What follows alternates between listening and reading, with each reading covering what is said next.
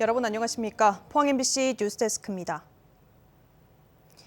윤석열 대통령 당선인의 탈원전 폐기 공약으로 문재인 정부가 추진해온 탈원전 정책 기조에 큰 변화가 예상됩니다.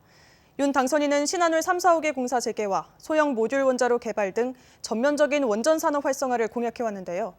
원전이 몰려있는 경북 동해안 지자체는 지역 경제에 많은 도움이 될 것이라며 반기는 반면 환경단체는 후쿠시마의 교훈을 잊었냐며 원전 확대 공약에 크게 반발하고 있습니다. 김영일 기자입니다.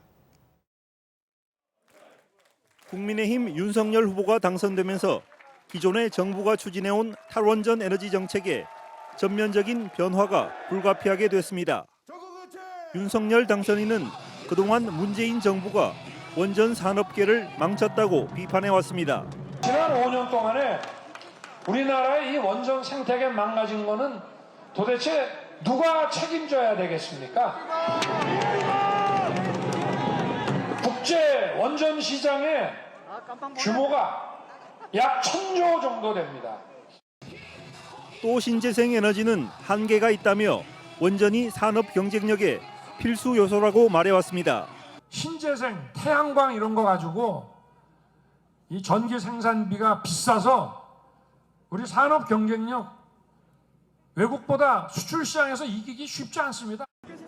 이 때문에 원전 확대를 위해 백지화됐던 울진 신한울 3, 4호기의 공사도 반드시 재개하겠다고 수차례 밝혔습니다.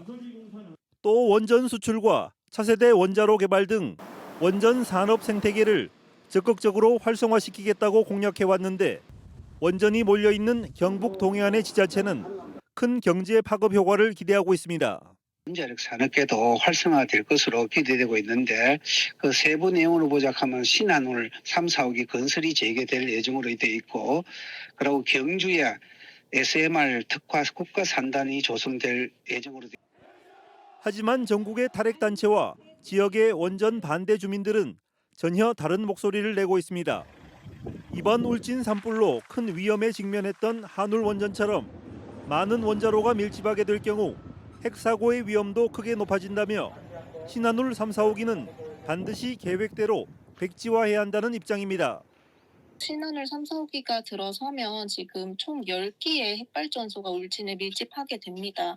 그러면 지금 방사능의 위험뿐만 아니라 지금 핵사고의 위험에서 주민들은 항상 불안해하면서 살아가야 되고요. 그리고 울진에서 산불이 크게 발생을 했는데 또 이러한 산불 같은 자연재해에서도 안전하지가 않습니다.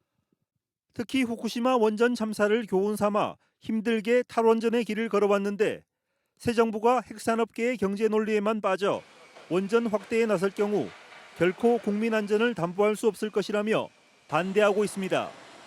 지난 문재인 정부 5년간 많은 갈등 속에서 원전을 감축하는 것으로 큰 에너지 방향을 정했는데 이것을 다시 되돌리게 되면 더 큰 사회적 갈등만 불러올 뿐이다라고 봅니다.